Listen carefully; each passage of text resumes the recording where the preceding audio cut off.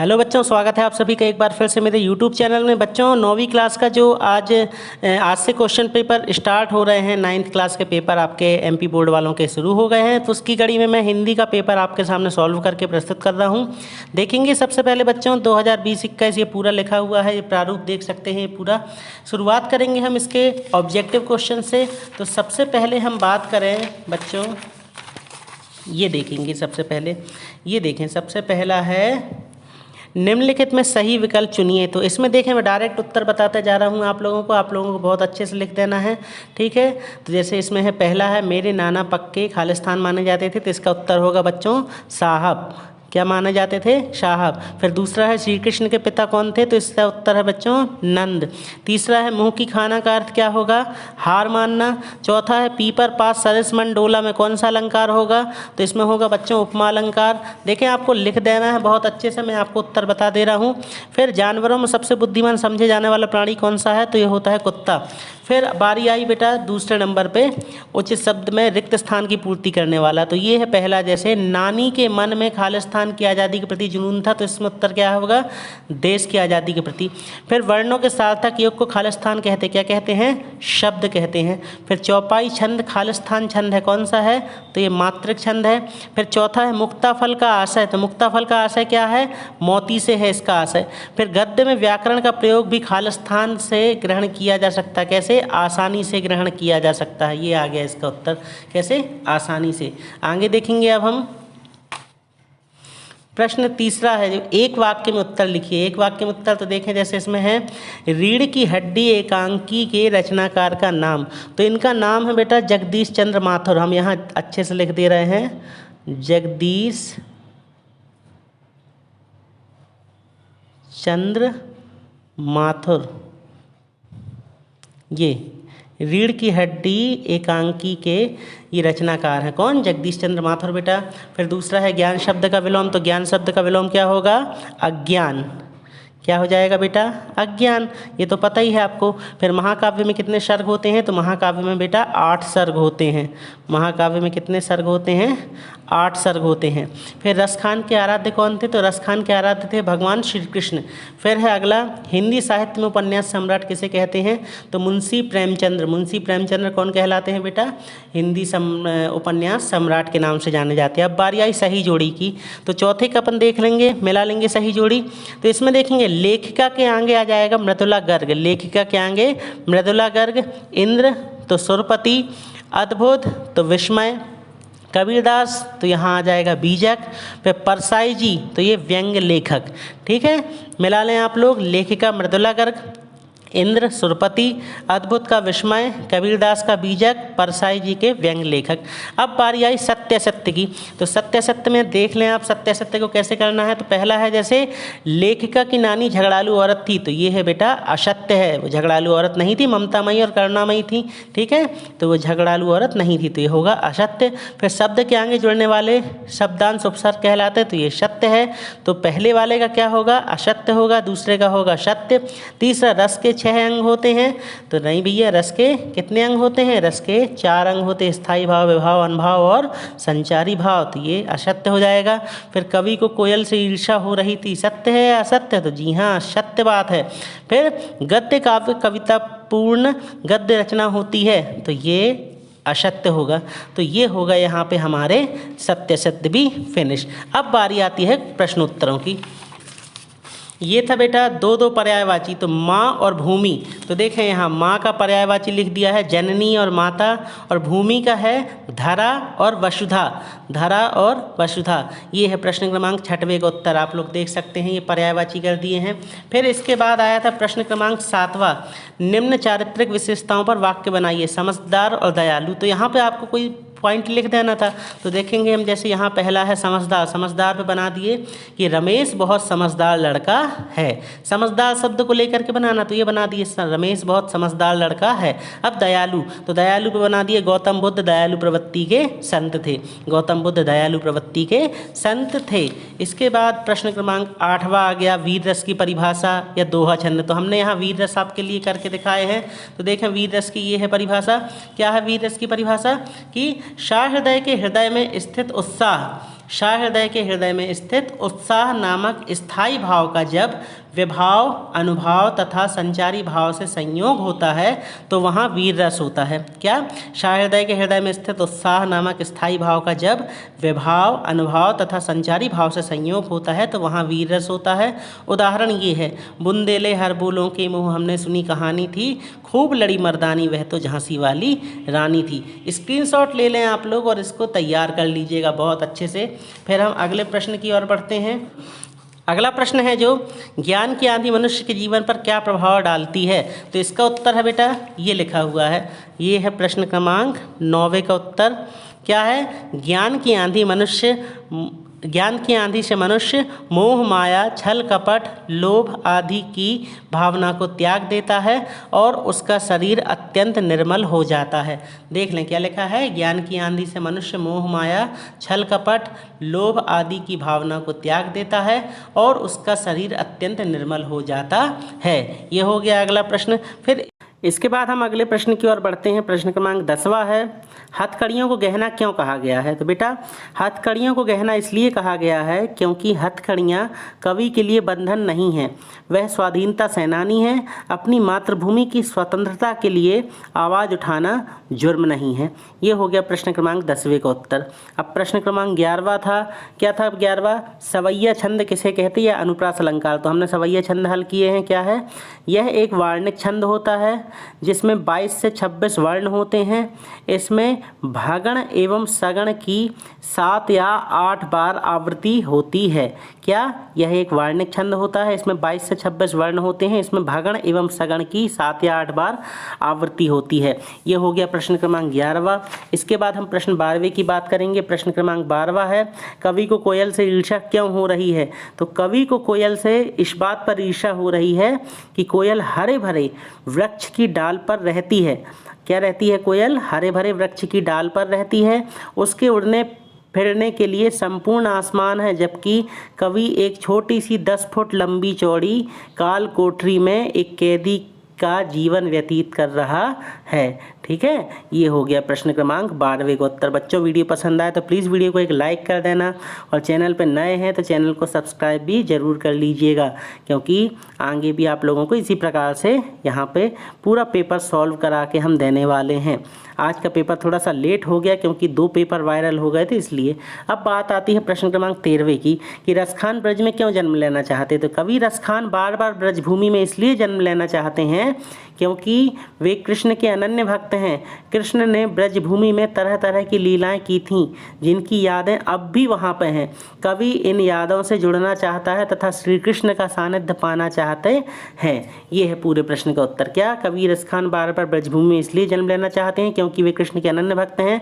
कृष्ण ने जन्म ब्रजभूमि में तरह तरह की लीलाएं की थी, जिनकी यादें अब भी वहाँ पर हैं। कवि इन यादों से जुड़ना चाहता है तथा श्री कृष्ण का सानिध्य पाना चाहते हैं। ये हो गया प्रश्न क्रमांक 13वां। अब प्रश्न 14वां है, 2 निबंधकारों के नाम उनकी रचनाएं।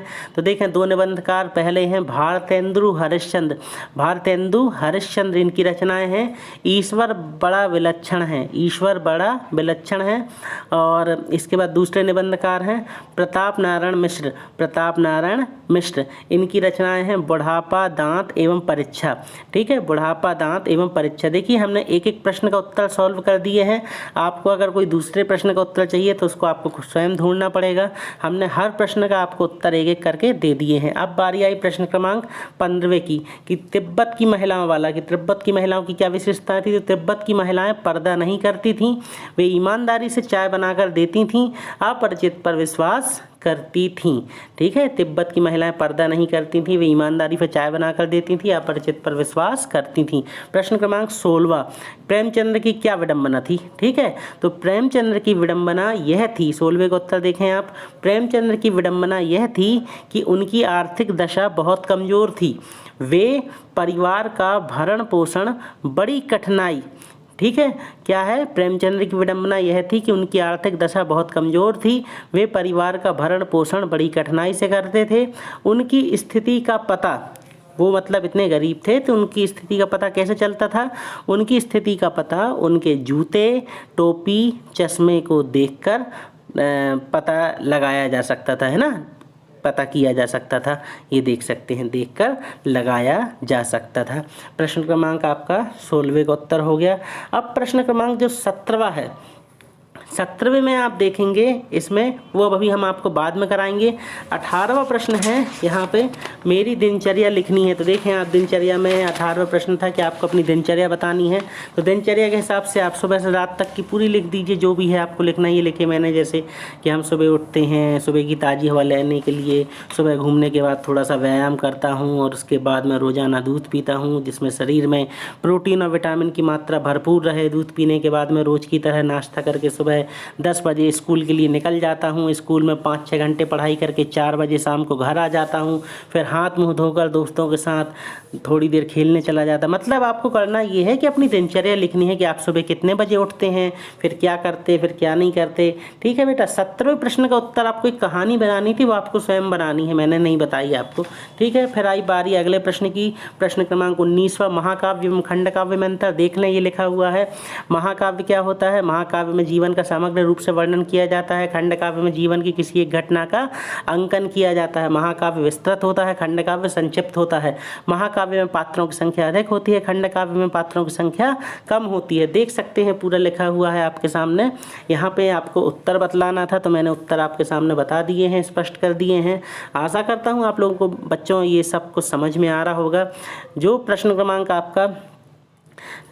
आपको अलग से कुछ करना हो अगर, तो आपको उनके उत्तर स्वयं ढूंढने पड़ेंगे। मुझे जो इजीली लगे बच्चों, मैंने वो आप लोगों को दे दिए हैं। प्रश्न क्रमांक 17वें का उत्तर मैंने नहीं दिया है, जानबूझ के नहीं दिया है, क्योंकि बहुत आसान है बेटा। आपको ढूंढ लेना है पेड़ पौधे हमारे लिए किस प्रकार फायदेमंद, तो आप बन जाएगा। ठीक है। अब प्रश्न क्रमांक 20वां आया। प्रश्न क्रमांक 20वां क्या है? ये है, कोयल की चीख सुनकर कवि को क्या अंदेशा हुआ। ठीक है। तो यहाँ पे है कि कोयल बावली हो गई होगी, स्वाधीनता संग्राम में कैदियों को देखकर कोयल द्रवित हो उठी होगी, उसने देश में अंग्रेजों के प्रति फैली क्रांति की ज्वाला देख ली होगी, वह जेल में बंद स्वाधीनता सेनानियों के लिए विशेष संदेश लेकर आई होगी। ये प्रश्न क्रमांक 20वें का उत्तर हो गया। अब बारी आती है प्रश्न क्रमांक 21वें की। देखें, ये प्रश्न क्रमांक 20वें का उत्तर हो गया। फिर प्रश्न क्रमांक 21वें में कबीरदास या माखनलाल चतुर्वेदी का जीवन परिचय। तो देखें, कबीरदास भी है आपके सामने, माखनलाल चतुर्वेदी भी हैं। आपको जो अच्छा लगे वो आप लिख सकते हैं। कबीरदास जी का लिखना हो तो कबीरदास जी का लिख दीजिएगा। इसमें सबसे पहले आप रचनाएं लिखेंगे, जैसे रचनाएं कबीरदास जी की साखी, शबद और रमैनी। फिर भाव पक्ष लिखना है, फिर कला पक्ष लिखना है, फिर साहित्य में स्थान बतलाना है, साहित्य में कौन सा स्थान है कबीरदास जी का। तो कवि कबीरदास जी समाज सुधारक के रूप में सदैव याद किए जाएंगे। हिंदी साहित्य में भक्ति काल की निर्गुण धारा में आपका स्थान अनूठा एवं विशिष्ट है। देख सकते हैं, पूरा लिखा हुआ है यहाँ पे। कबीरदास जी का भी है इसमें और माखनलाल चतुर्वेदी का भी है। माखनलाल चतुर्वेदी देख लें, इनकी रचनाएं हैं हिम किरीटनी और हिम तरंगिनी। हिम किरीटनी और हिम तरंगिनी माखनलाल चतुर्वेदी की रचनाएं हैं। फिर इनके भाव पक्ष देख लें, भाव पक्ष में क्या है? माखनलाल चतुर्वेदी के काव्य में भारतीय संस्कृति, ये पूरा लिखा हुआ है, देख लीजिएगा, अच्छे से तैयार कर लीजिएगा। फिर बात ये आती है प्रश्न क्रमांक 22 की। प्रश्न क्रमांक 22वें का उत्तर देखेंगे। यहाँ पे एक पद्यांश दिया हुआ है, प्रेमी ढूंढत में फिरो प्रेमी मिले न। तो इसमें देखें, सबसे पहले आपको शब्दार्थ लिखना है। पूरा दिया हुआ है, जितना लिखा है इसमें बेटा पूरा का पूरा टीप लेना है आपको। शब्दार्थ लिखना है, प्रेमी प्रेम करने वाला, फिर फिरो मतलब घूमता हूँ, होई मतलब हो जाता है, फिर संदर्भ लिखना है, पाठ का नाम लिखना है, सखियाँ लिखना है, कवि का नाम लिखना है कबीरदास, फिर प्रसंग पूरा लिखा हुआ है। जैसा जैसा यहाँ पे लिखा है बेटा पूरा का पूरा आपको टीप देना है। ठीक है। ये है प्रश्न क्रमांक 22वें का उत्तर। अब बारी आती है प्रश्न क्रमांक 23वें की। तो प्रश्न क्रमांक 23वें में क्या है? एक गद्यांश था, इसकी संदर्भ प्रसंग सहित व्याख्या करनी थी। ये है गद्यांश मुझे लगता है वाला। तो ये मुझे लगता है, तो इसमें देखिए संदर्भ लिखना है, प्रसंग लिखना है, व्याख्या लिखनी है। पूरा हम बोल रहे हैं आपसे बेटा, जैसा इसमें दिया हुआ है पूरा का पूरा स्क्रीनशॉट ले लें आप, और इसको ज्यों कहते हो पूरा का पूरा इसमें टीप दें, ज्यों कहते हो पूरा का पूरा नोट कर देना है। ये हो गया हमारे प्रश्न क्रमांक 23वें का उत्तर। अब आई प्रश्न क्रमांक 24 पर, मुंशी प्रेमचंद अथवा हरिशंकर परसाई का जीवन परिचय। तो ये देखिए मुंशी प्रेमचंद्र का जीवन परिचय। यहाँ पे उनकी रचनाएं हैं, मुंशी प्रेमचंद्र जी की रंगभूमि, सेवा सदन। ठीक है। फिर भाषा लिखी हुई है। मुंशी प्रेमचंद्र जी की भाषा के 2 रूप प्राप्त होते हैं। प्रथम वह रूप जिसमें संस्कृत भाषा के तत्सम शब्दों का बाहुल्य है, ये पूरा लिखा हुआ है। पर हरिशंकर परसाई का पूरा, आपको कुछ नहीं करना, पूरा का पूरा टीप देना है, जो भी एक करना हो आपको। फिर इसके बाद अगला प्रश्न क्रमांक 25वां जीवनी एवं आत्मकथा में अंतर। तो ये लिखी है जीवनी आत्मकथा में अंतर। जीवनी क्या होती है? किसी महापुरुष के जीवन पर लिखी जाती है। आत्मकथा लेखक के स्वयं के जीवन पर लिखी जाती है। जीवनी सत्य घटनाओं पर आधारित होती है, आत्मकथा काल्पनिक भी हो सकती है। जीवनी में लेखक तटस्थ होता है और आत्मकथा में व्यक्तिगत झलक दिख जाती है। ठीक है, देख लें आप, पूरा लिखा हुआ है, जितना भी है दिया हुआ सब कुछ। अब आई प्रश्न क्रमांक 26। प्राचार्य को अवकाश हेतु 3 दिन के अवकाश हेतु एक प्रार्थना पत्र लिखना है। आवेदन पत्र ये पूरा लिखा हुआ है, देख लें इसका पूरा प्रारूप। जहाँ जहाँ ये डैश डैश डैश बने हुए हैं, यहाँ पे आपको अपने स्कूल का नाम लिखना है और अपने शहर का नाम लिखना है बेटा। ठीक है, और नीचे यहाँ देखें आता है मुझे दिनांक इतने से इतने तक, तो यहाँ पे आप आज की डेट डाल देंगे और यहाँ पे नाम में नीचे जो लिखा हुआ है वहाँ पे आप अपना नाम, कक्षा और आज की डेट डाल देंगे। ठीक है, फिर प्रश्न क्रमांक अपने 27 की बारी आती है। 27वें में यहाँ पे आपको एक अपठित गद्यांश आ गया है। ठीक है, जो कि आपके पुस्तक से हटके है थोड़ा, एकल परिवारों के चलन वाला। तो इसमें आप देख लें पूरा लिखा हुआ है, इसको पूरा का पूरा ज्यों का त्यों आपको नोट कर देना है अपनी आंसर शीट में। ठीक है बच्चों वीडियो पसंद आए तो प्लीज़ वीडियो को एक लाइक कर देना, चैनल पर नए हैं तो सब्सक्राइब भी जरूर कर लीजिएगा। फिर प्रश्न क्रमांक 28वां आया, आखिरी प्रश्न, जो था आपका निबंध रचना। तो यहाँ पे हमने समाचार पत्रों का महत्व के बारे में एक निबंध बता दिए हैं आपको। देखें आप, इसमें प्रस्तावना लिखी हुई है, फिर जन्म तथा विकास लिखा है, फिर समाचार पत्रों के प्रकार लिखे हैं, समाचार पत्रों की आवश्यकता लिखी हुई है। देखें आपको, अगर हमने यहाँ पे आपके लिए समाचार पत्र वाला जो मुझे ईजिली मिल गया था, मैंने वो आपके लिए दे दिए। आपको कोई और भी अच्छा निबंध आपको मिल जाता है तो वहाँ से आप अपने निबंध को लिख सकते हैं। विज्ञान के चमत्कार लिखना हो तो विज्ञान के चमत्कार लिख दीजिएगा। जो भी निबंध आपको अच्छा लगे वो आप अपना निबंध लिख सकते हैं। ये है प्रश्न क्रमांक 28वां। ये 28वें में क्या है बेटा? निबंध रचना के लिए है। और फिर इसके बाद आएगा रूपरेखा वाला, तो रूपरेखा का भी वर्णन हमने यहाँ पे कर दिए हैं। आशा करता हूँ बच्चों ये वीडियो पूरा आपको पसंद आया होगा। और अगर वीडियो पसंद आया है तो प्लीज़ चैनल को लाइक कर देना, वीडियो को लाइक कर देना, चैनल को सब्सक्राइब कर देना। और अभी तक आपने चैनल को सब्सक्राइब नहीं किया है तो प्लीज़ चैनल को सब्सक्राइब कर लें, क्योंकि आगे आने वाले वीडियोस की जानकारी भी हमारे चैनल पे आपको मिलती रहेगी। ये देख लें हमारे 28वें का बा वाला पोर्शन चल रहा, रूपरेखा। ठीक है, आशा करता हूँ आप लोगों को आज का पेपर क्लियर हो गया होगा। माफ़ कीजिएगा थोड़ी सी देरी हुई, उसके लिए मैं क्षमा चाहता हूँ। अगले पेपर में कल लेकर के हाजिर हो जाऊंगा मैं। आपका मैथमेटिक्स का पेपर कल सुबह आपको 11 बजे मैथमेटिक्स का पूरा पेपर सॉल्व करके मैं आपके सामने प्रस्तुत कर दूंगा। मिलते हैं बहुत जल्द अपने अगले वीडियो के साथ। तब तक के लिए पढ़ते रहिए, बढ़ते रहिए और चैनल को सब्सक्राइब जरूर कर लीजिएगा। Good bye.